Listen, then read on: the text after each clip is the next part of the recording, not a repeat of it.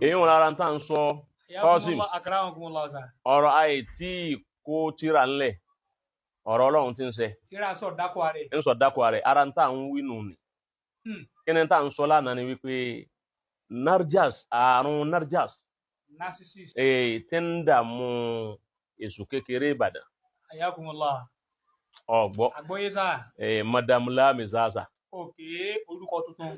Madam La Mizaza Kí ni túmọ̀ rẹ̀ sá? La Mizaza kàràǹjẹ́gbọ́n nù Kò má kọ́. kàràǹjẹ́gbọ́n Everywhere you go. òun nù ni Ayakumullah. ara ń tà ń sọnù Qasim Akramakumullah. ńgbà tí mo sọ lánàá mo nínú ayatul munafiki tó jẹ́ mẹ́ta àkọ́kọ́ rẹ̀ ni pé idha hadatha kadhiba Àdìbà. gbogbo ọ̀rọ̀ tí ó bá sọ láyé ẹ̀rì ọ̀rọ̀ ń bẹ̀ kò bókò tí mo fún lánàá ọlágbára àkọ́ ìkù ni mo ti sọ Bẹ́ẹ̀ ni sá. Àwa kì í ra ara bú. ẹ̀mí rárá bú fún yàn àkọ́ ìkù ni mo sọ gbogbo tí mo ní í ṣéun ẹni ọba nílà káyì tó ní fíkìrà tí wọ́n fi wo èèyàn tó sì ní bọ́ọ̀dù nazar kọ́lọ́ lè wo hayatu rẹ̀ bí ti ń lò kí ló yàtọ̀ fún ta àkànnù tíra Masha Allah. ọgbọ́ Àgbọ́yé sá. kò sì ní máa lọ́rọ̀ kí ni oníjọ́ máa lọ́rọ̀ ni pé àrùn tí ń ṣe ẹni táwọn yẹn bá ṣe kò síbẹ̀ sí lè bú tó kò nídùn èébù nídùn àrùn náà ń pè ní narjas òun làwọn eléyìí ń pè ní narcissist àrùn tó ń ṣe ọmọ yẹn nìyẹn ó ti yé báwọn narcissist ni wọ́n ń porúkọ àrùn yẹn ẹni ọba lọ lé ẹni kan lọ gbọ́gbù ẹ ẹni tó bá jóníwèé ẹni ọba sì jó ń kí kóun náà lọ wá ọ̀dọ̀ sí bá sùn rẹ̀ àwọn ẹlẹ́kọ̀ọ́ ń bẹ láyé narjas ni wọ́n ń pè lárúbáwá lọ́dọ̀ àwọn oníwèé ni wọ́n ń pè narcissist àrùn yẹn ẹ mọ àwọn tí ẹ mọ lára àwọn tí àrùn yẹn bá ń bẹ lára wọn àkọ́kọ́ ni pé ẹ rí i pé ẹni táwọn yẹn bá ń bẹ lára rẹ̀ yóò kọ́kọ́ ní ìgbéraga first gbogbo ibi tí o ti dé yóò máa pè rẹ̀ fóun ti dé bẹ́ẹ̀ yóò ní ìgbéraga gan yóò ṣe ìgbéraga fa a máa ṣe sọkùnrin a ṣe sẹ́ni tó jù lọ a ṣe sẹ́ni tí wọ́n jọ jẹ́gbẹ́ ẹlẹ́ẹ̀kejì á ní motomoto èmi moto báyìí èmi mọ dà báyìí gbogbo ohun tí ò tó ní òpin rẹ̀ báyìí lòun rí nítorí òun ṣe fún un bẹ́ẹ̀ padà bá pé gbogbo ohun tí ń wí yóò ká ha gbogbo ohun tí ń pè ní nǹkan yóò ká ha ẹ máa rí yóò máa pàpè mára ìmọ̀ ọgbọ́ yẹ̀dẹ́ ìmọ̀ àrífà alàlìjáhà yóò máa pè àpè mára mímọ̀ lórí àìmọ̀kan kò ní lè tú alukur'an yóò sì máa kó òun máa kéwú ju gbogbo yẹn lọ yóò máa ṣe mistake kéwú yóò máa kéke kúkè yóò máa tútù kútù ó sì ní máa kó òun tútù kútù inú àrùn ẹ̀ òun ni wípé gbogbo ntọ́ bá ṣe nìkan ní ọ̀dà gbogbo ntẹ́lómi ẹ̀ bá ṣe òní dá inú àrùn ẹ̀ nù ni inú àrùn ẹ̀ òun ni wípé kò ní sí ẹni bó ti lè wú rí ọgbọ́ bó ti lè wù kú rí kò ní ní onítìjú ẹyọ kan ọba àjẹnu fámìlì ẹ̀ kò ní sẹ́nì kan tí ó lè ṣe wípé lágbájá dákẹ́ ó sì dákẹ́ lẹ́ẹ̀kan náà. Alhamdulillah. Adúpẹ́ fún Allah subhanahu wa ta'ala. Atọrọ ìkẹ́ àti ìgẹ̀ fún Ànábì wa Muhammad sallallahu alayhi wa sallam. Ìkẹ́ Allahu azza wa jal. Atọrọ àìlèjẹ́ tán rẹ̀ kó mọ́ bá Ànábì wa Muhammad sallallahu alayhi wa sallam. Kó mọ́ bá wọn ará rí rẹ̀ kó sì mọ́ bá wọn sàhábà rẹ̀ ní àpapọ̀. Ẹ̀yọ́ máa yọ nínú Islam lórí sunnah Ànábì wa Muhammad sallallahu alayhi wa sallam. Akira wa assalamu alaykum wa rahmatullahi wa barakatuh. Na'am, barakallahu fikum. Gbogbo ẹgbọ́n tí Jack Malo sọ lórí so èsì àbòsí àti èsì ìjàmbá so tó lóun fọ̀ fún Alhaja Kaola so òun ni aláìmọ̀kan rẹ̀ fi ń ṣe fáàrí nínú kílípù àkọ́kọ́ tẹ́ gbọ́ nínú ọ̀rọ̀ yìí so nípa pé èsì tóun fọ̀ fún ẹni yìí wípé ó wọ òun tọ̀hún lára gidigidi gan. Tayib ẹ máa nínú ẹ̀sìn wa ní tó mú mi tí mo fi dá fídíò yìí padà òun náà ni ìpè Jack Malo tó fẹ́ máa kílèmù ìpè ẹni yìí aláìmọ̀kan ni nítorí pé ẹni yìí ń tako Habibullahi Adam Abdullahi Al-Ilori so kílípù táwọn kọ́ gbọ́ nínú ọ̀rọ̀ Jack Malo ń bí so ẹnikẹ́ni tó bá kéwú tó sì mọ ẹni tí kéwú jẹ́ ó ń tọ́ òun rí clearly ìpè aláìmọ̀kan ni Jack Malo so ìwọ tó fẹ́ máa fi ẹnìkan tì síbi pé àìmọ̀kan ni ó ń tọ́ òun ṣe ó fẹ́ máa fi ó ń tọ́ òun tì síbi pé nǹkan pàpè mọ́ra ìmọ̀ ni àmọ́ kò sí máa ń bẹ̀ kó wá já sí wípé ìwọ oyún náà ni wọ́n tún wá máa bá pé òun ṣàṣìṣe ìmọ̀ òun ṣàṣìṣe kéwú lọ́dọ̀ rẹ̀.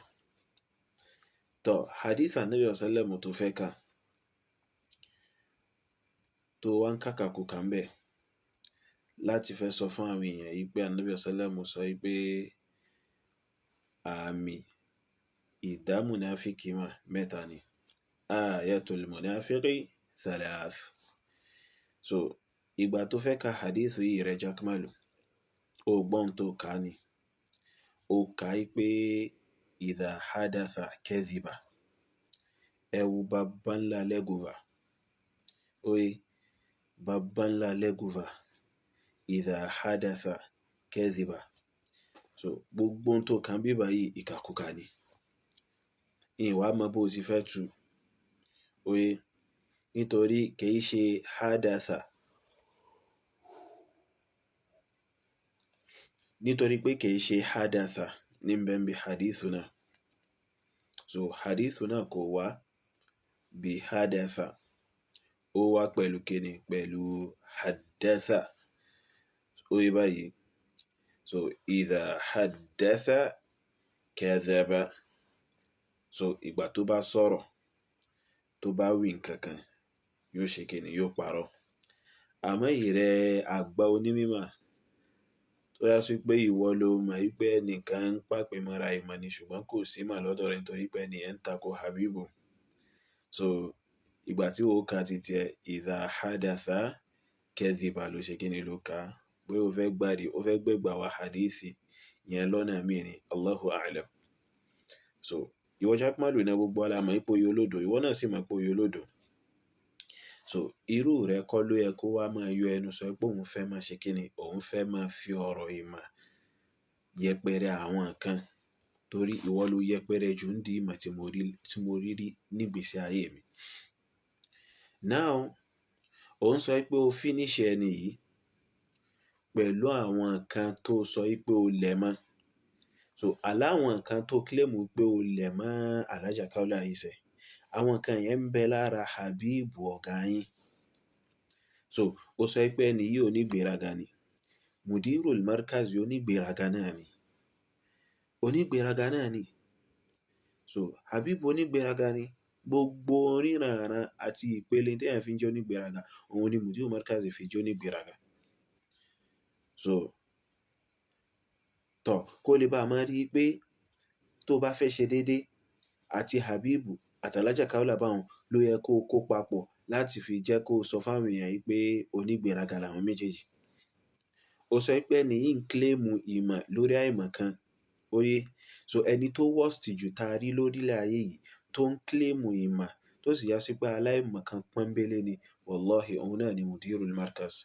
Ìyẹn tí ẹ fẹ́ mú ìwọ sì tún jìnnà, so ká mú Mudirun tó sí bí, oye. So òun náà ni Mudirul Markaz. So tó bá já sí wípé in tó fẹ́ fi sọ wípé Alhaja Kaola ya aláìmọ̀ kan, tó bá já sí wípé ọ̀rọ̀ ipe yabtaghuna látara balagha ló ti jáde, tó bá já sí pé ìyẹn ló fẹ́ fi sọ pé aláìmọ̀ kan lẹ́ni yìí, na'am, so àṣìṣe lẹ́ni yìí ṣe. So kò sẹ́ni tí ò ní mọ̀ ìpé àṣìṣe ni ìta Alhaja Kaola ṣe ń bí báyìí. So àmọ́ èyí tó wá worst ju eléyìí lọ, kí ni tí ẹ̀yin ọmọ Markaz sọ lórí rẹ̀ nígbà tí Mudiru yìí fi ṣe, tí Mudiru yìí sọ pé ìtazarọ̀ àní jàmádà ló ń jẹ́ bẹ́ẹ̀.